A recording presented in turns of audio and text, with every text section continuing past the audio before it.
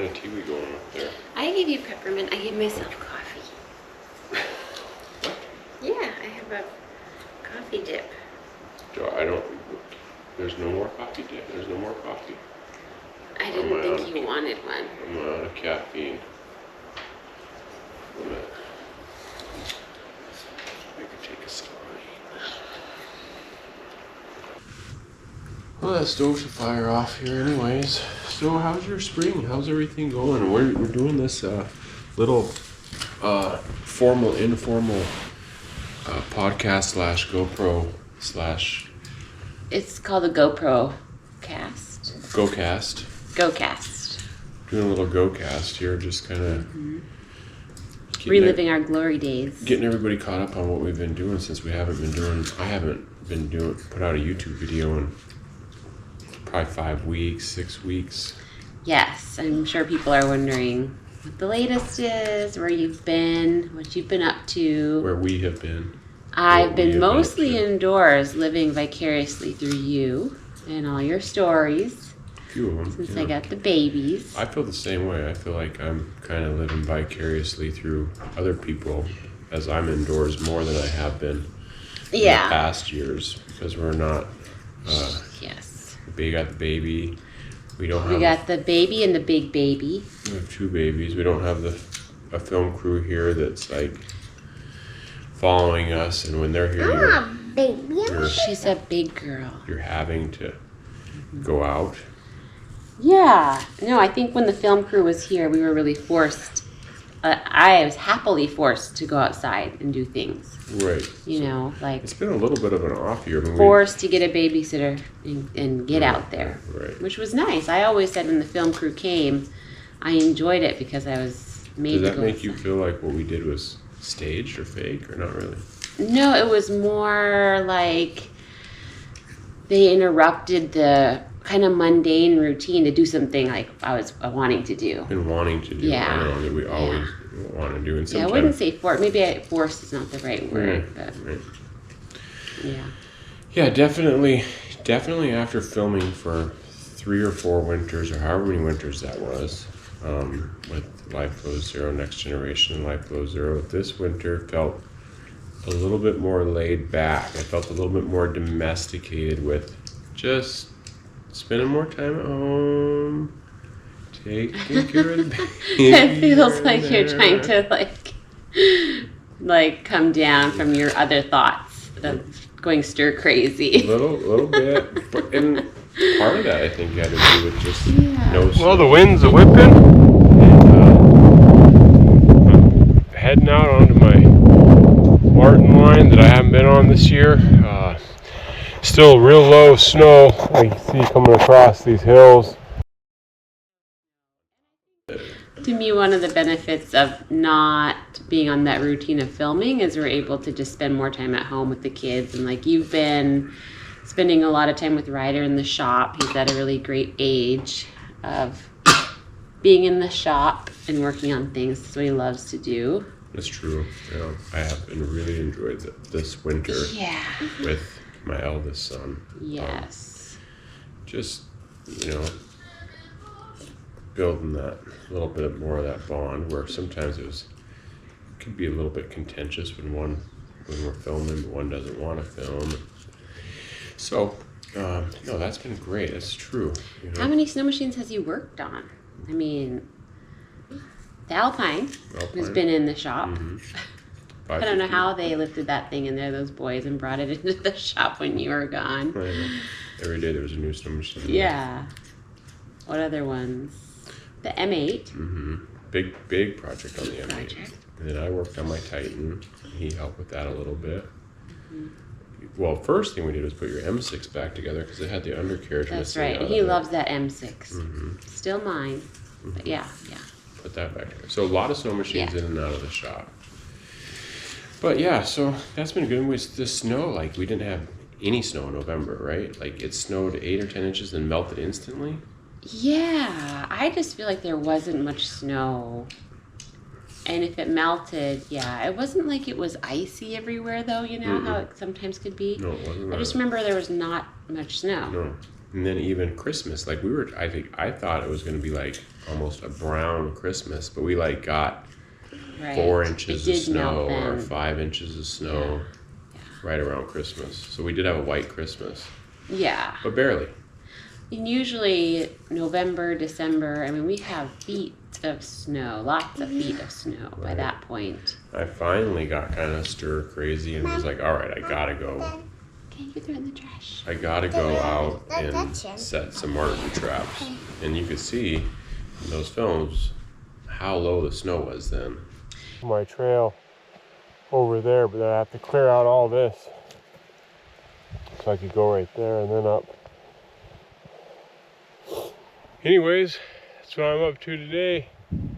I got about, you can see a marten running right down that's a marten running right down this creek. They like these hilly areas with these creeks and stuff like that. Not so much out in the flats where I've been. Get lucky and pick one up every once in a while, but you got to get in the hills if you want to really be successful. So work, better get after it. Actually happy, you know, it's like sometimes just to slow down and be like, all right, I found almost all my sets. I set some traps. I think I ended up catching 3 or 4 marten over the course of those few weeks. It was really the slowest trapping I've seen.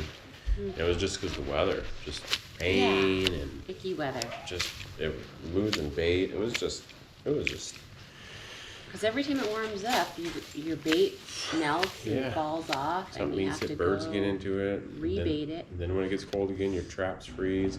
All those More things. snow. More snow. So it was just a.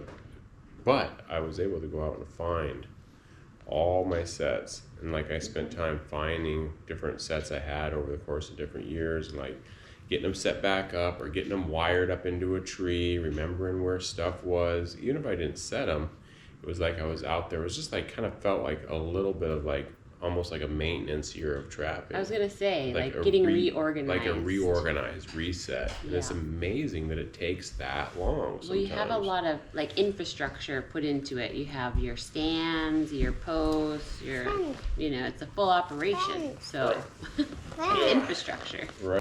So got over there, little maintenance.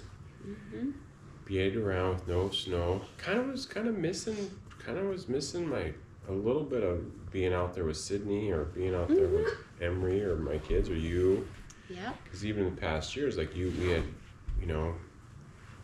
you do have a little bit more support also. It's kind of funny as if you are getting filmed, because they can set everything up in front of you. They're kind of prepared for you. They're dealing with all the cameras. They're dealing with all that stuff when I have to do it.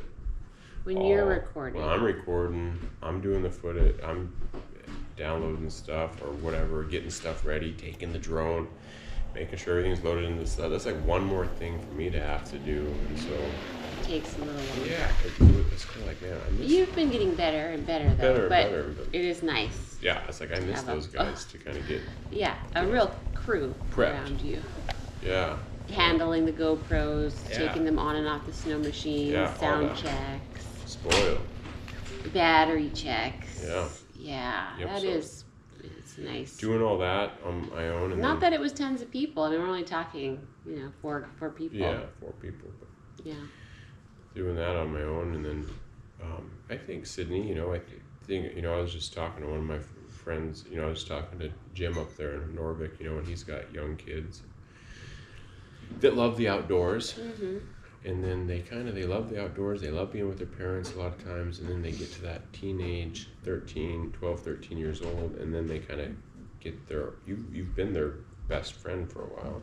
Yeah, And they're then your buddy for a long time. A long time. And then they kind of get their own friends, Yeah, and you're kind of not they give you the cold shoulder. your friend. So They'd rather go hang out and socialize, go to a gym night. We have gym nights here, so that's where Sydney's at most of the time, doing volleyball.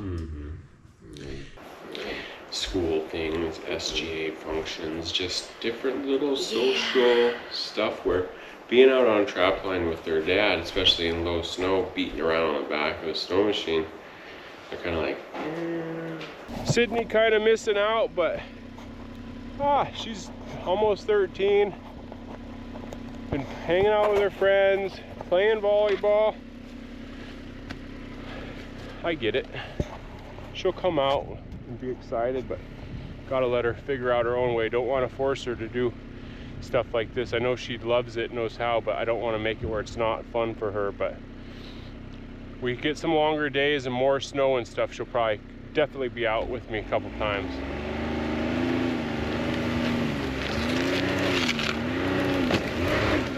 Fucking stump. Right, It'll bang you around, and you gotta kind of have your, skis. Tipping over. Yeah, tippy. Navigating, when it's a lot of snow, you can just kind of glide along and when you do tip follow over, a it's not a big trail. deal. Yeah. I mean, especially if they're just hanging back behind you. Right.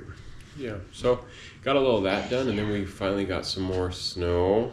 We got a good 12 or 14 inches. I got a little bit of footage of that first big snow, and it was kind of like, thank you. And that was into January, first week of February. That late in the year, wasn't it? I think so. Yeah. I mean, this winter was kind of a hot and cold, literally, type of a winter. So we got that snow, and by that time we only trapped marten until February 28th. So we only that last month of February is never that good at marten trap. Well, what's interesting too around here is we are somehow in sometimes a warm zone, because further to the east they get pretty cold weather with the big hills over there, and then I think even a little bit north of us they get a lot of snow while we get maybe some warmer temperatures. We're right at some fine line. The weather patterns the way that they are, you really got to be checking traps and working the line, rebait and doing all that stuff every 3 or 4 days if you're gonna be successful. When you have weather like this that's just extreme highs, extreme lows, extreme highs, you're just losing bait so much. It makes it tough. So it's almost like raining right now. So stock of furs up, so Sydney and Sonta have furs to sew with, but I still got a lot of fur there. So it's not real gung-ho, but it's still enjoying myself. So I'll just see what I have on this check, and probably snap a lot of this marten line and just call it a bad year of marten trapping, kind of, pick up a few here and there. That's all right. And then see what the spring brings. So, but we did finally get some snow, and I boiled some traps. I had big plans to get out some wolf snares, and got some snares out. Still haven't caught anything in a snare yet. How many snares did you put out?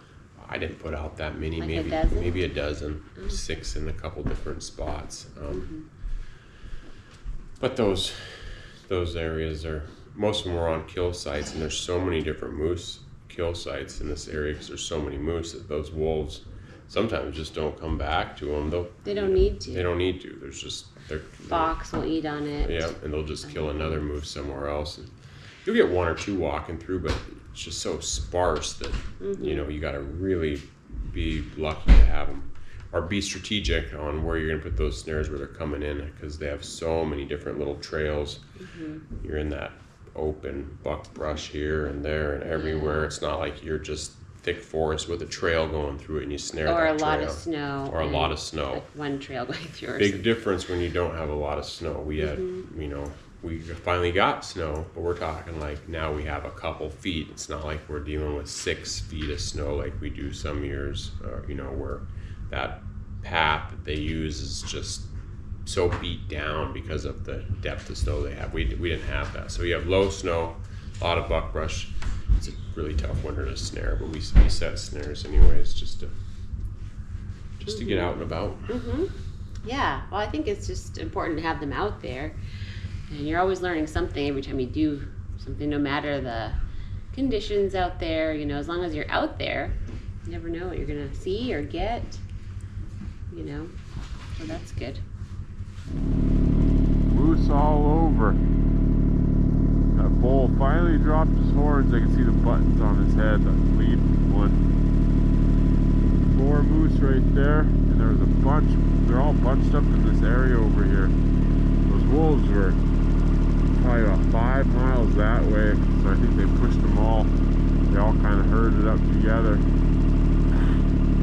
Look at that, all 4 of them, pretty cool. 1, 2, 3, 4. Couple bulls in there, all full grown moose.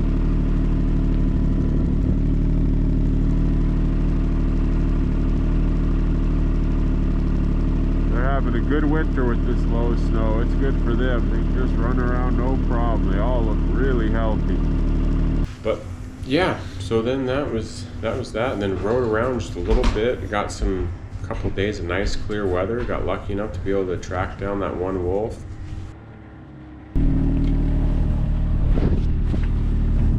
Wolves, but they're all going this way.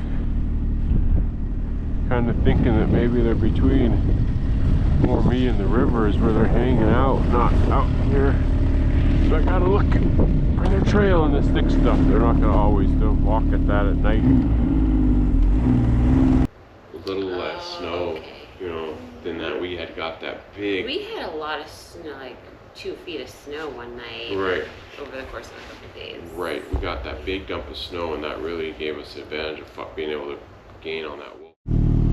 Well, we just got about 14 inches of snow or so, 12 to 14 inches. It was blowing and snowing all day. Just out on a quick ride, covering some ground, looking for tracks. Couldn't stay in.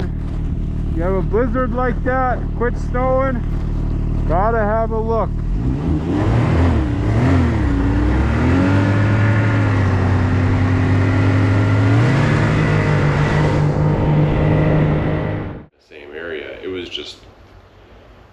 It was so well trained and so smart that it just knew not to come out of that thick brush. No matter how much pressure you put on it or how hard you hunted it, it was not gonna put itself in a situation in an open area where you could gain on it. It knew to stay in the brush. Just knew.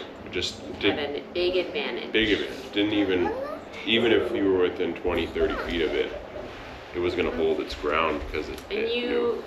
Cut in and around there, but it just was, it had good going because there wasn't that much snow at that earlier time. Right. So it could really outmaneuver you guys. Outmaneuver for sure, yeah. So you get that extra snow, and I think that, you know, it's just not every time it's the same. So a little bit of luck. Yeah. Allow it to be able to try to get somewhere else, break out of those trees. We got lucky, but same thing. It was just those wolves are so smart. We had a big huge loop. I don't know, I just must have missed them somewhere. Sometimes it happens like that. But wind picked up here, blowing about 20 out of the north. Still not too bad. Just heading home, and no real success today besides just seeing some ptarmigan, some moose. Being out on the land is a pretty damn good day if you don't get anything. Got some snares set. It's good enough. Heading home.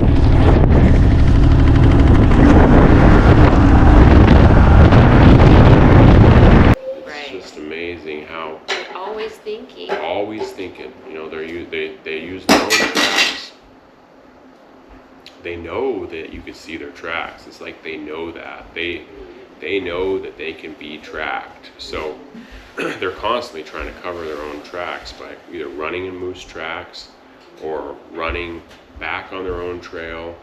You know, they're Well, I was going to check my snares, wolf snares, and I hit some fresh tracks out on the river.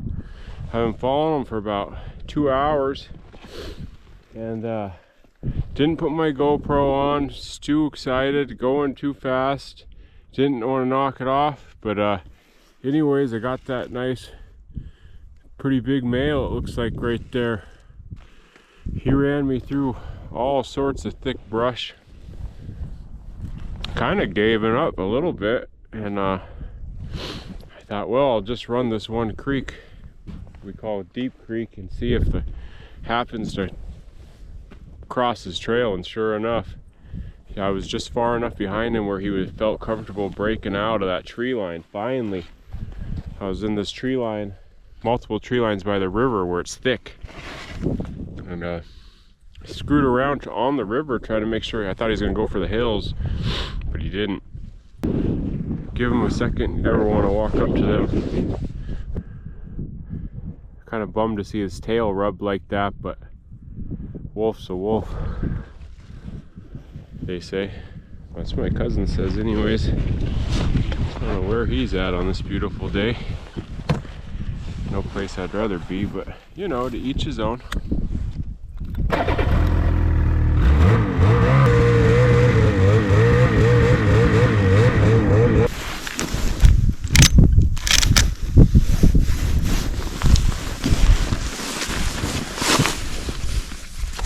Big darn wolf.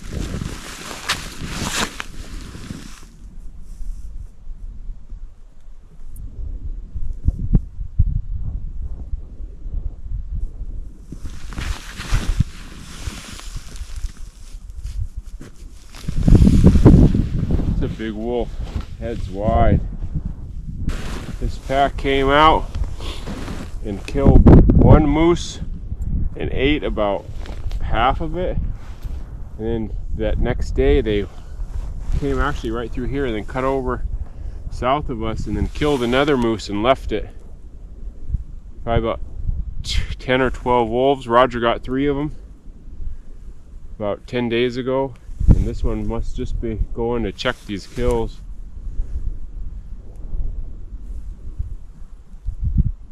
Well, I'll get him loaded up, strapped down, and this time of year a lot of people in rural Alaska hunt wolves or snare them depending on their terrain that they're in. You know, guys up north, different places where there's just more timber, they do better with snares because they could snare their trails. Here there's just so much area for them to move. They do follow their own trail, but if they feel like anything different, they'll just go off to the side. The snow is deep, but it's not like they have to use those trails. So we snare them here and there, but we hunt them on snow machine and track them more. And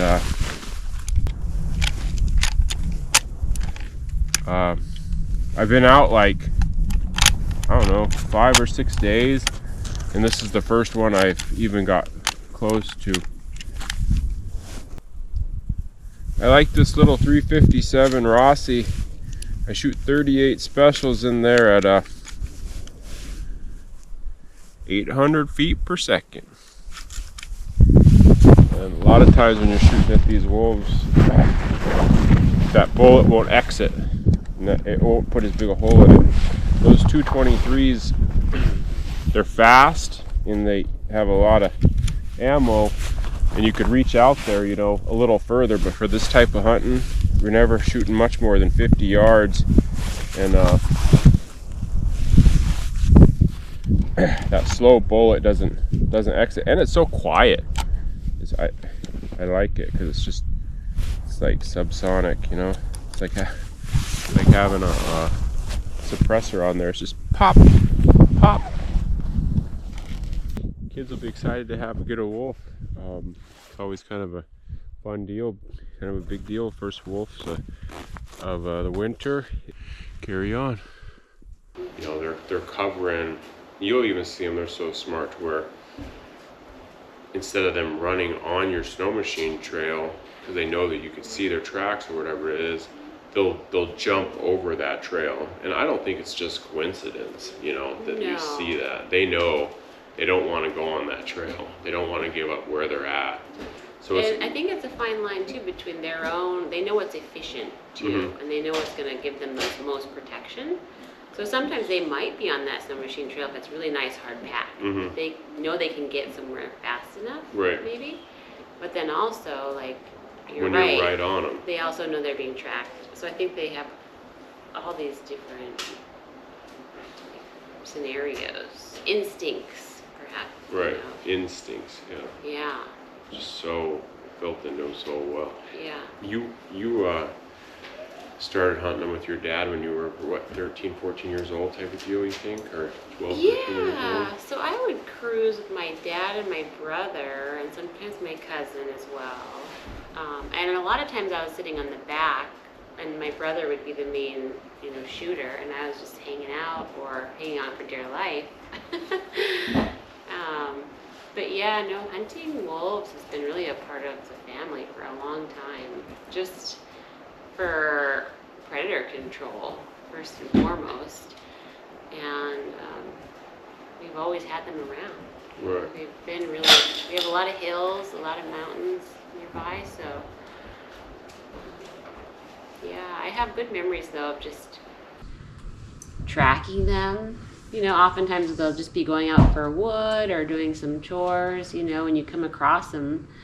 And then it's on, and just knowing how to tell with the tracks if it's that day or a couple days before or how many there are. There's a lot of information you get from just looking down at the tracks, Yeah, figuring out their patterns too is the next thing. It's Yeah, kind of fun to watch. where they came from. Yeah, There's been so many days where where I've known that I'm too far behind them, where I'm not going to catch them, but I want to still follow their track because you want to know where they came from and where they're going, because it's just future information. Because when they get that, you're going to develop their pattern of what they do. So a lot of you're times just getting information. you're getting information. A lot of times you find yourself following tracks, even if there's no chance of seeing that animal or catching that animal. You're just gaining that, and it's still like it's informational. Yeah, and there's a point too, like if you are somewhat behind it, and then you go so far as to go and then come into the woods, and you're like, there is no way, you lost. Once they get to a certain place. You lost. Yeah, there's a lot of they time. have an advantage. There's a lot of days you lose. Yeah, you get the best going. place to get them is in the flats. Yeah, you get going, and they beat you to the hills, and they go up a steep incline that's just full of birch trees, and they're running 4 or 5 wolves in a pack, and you could just see where they just bolted right up the face of that hill, and they're going into a big ravine or something. And you lost. You lost. Yeah.